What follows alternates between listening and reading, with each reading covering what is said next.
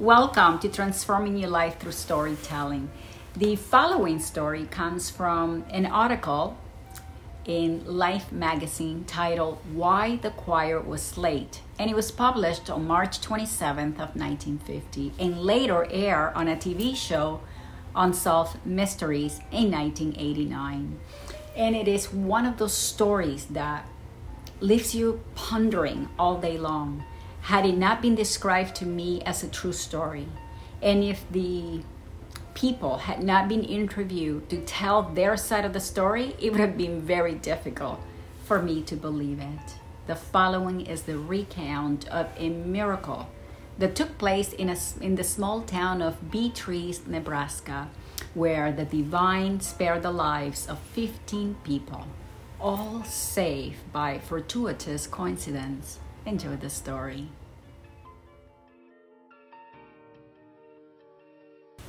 Every Wednesday evening, Mr. Herb Keith and 14 other choir members would meet for choir practice at their Baptist church. They would arrive between 7:15 and 7:20 p.m. to set up so that they could commence sharply at 7:30 p.m. But on the evening of March 1st, 1950, Reverend Walter had gone to the church much earlier to get things ready for choir practice. He lit the furnace as he knew that many of the singers were going to arrive early and it was pretty chilly in the church. The Reverend then went home for dinner. When it was about 7:10 and it was time for him to head back to the church with his wife and daughter Marilyn Ruth, it so happens that Marilyn's dress got spoiled. He waited for his wife to iron another dress, putting them behind, and they were still home when they should have been on their way to the church.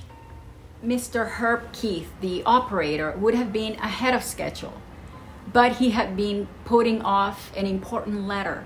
So he was running late trying to finish it because he had intended to mail it on his way to the church. But seeing how late he was running, he opted to finish the letter later. However, he kept getting delayed because he couldn't find his keys from the place where he usually puts them. Once Mr. Herb got to the west side, he noticed the church was dark. As he approached the church, he was already running a few minutes late when the entire church blew up in a huge explosion. The time of the explosion took place precisely at 7:25 p.m. There had been a gas leak in the basement and the church side walls had collapsed. The roof and the floor ended in the basement, which surely would have made it impossible for anyone to survive. The fire chief immediately enlisted Mr. Herb's help to do a head count of any survivals because it was important to know how many people were trapped under the rubble. Mr. Herb did a count and nobody was missing. Every person that should have already been inside the church were safe. For one reason or another, instead of being inside, everyone was outside, shocked at the debris. Each of those people were interviewed, and without exception, for one reason or another, they were all delayed just enough to have them miss the explosion. Some told the reporters that they missed the bus. Another lady said she was late because her kid fell on the kitchen floor just as she was about to leave. Mr. Herb, as you heard before, couldn't find his keys. LaDonna Vandergrift, a high school sophomore, told reporters that she was having trouble with a geometry problem. She knew that practice will start promptly and she was always early, but she chose to stay back a little to finish the problem. Royina and Sadie stayed. They were ready, but their car wouldn't start. Joyce Black, being plain lazy, stayed in her cozy bed till the last possible minute, making her late. Because his wife was away, another member, Harvey Hall, was taking care of his two boys, and he was going to bring them with him to practice, But I guess he got distracted around the house, and by the time he looked at his watch, he was late. Effie Paul, the choir director, and Marilyn Paul, the pianist, had planned to arrive half an hour early. However, Marilyn fell asleep after dinner, and by the time she woke up at 7:15, she barely had time to get ready and head out. High school girls Lucille Jones and Dorothy Wood were neighbors, and customarily they always left together for choir practice. But on that night, Lucille was listening to a radio show from 7 to 7:30. And that day, she broke her habit of promptness because she wanted to hear the end. All choir members related mysterious delays that spared their lives. What do you think? A fluke? Was all that a coincidence?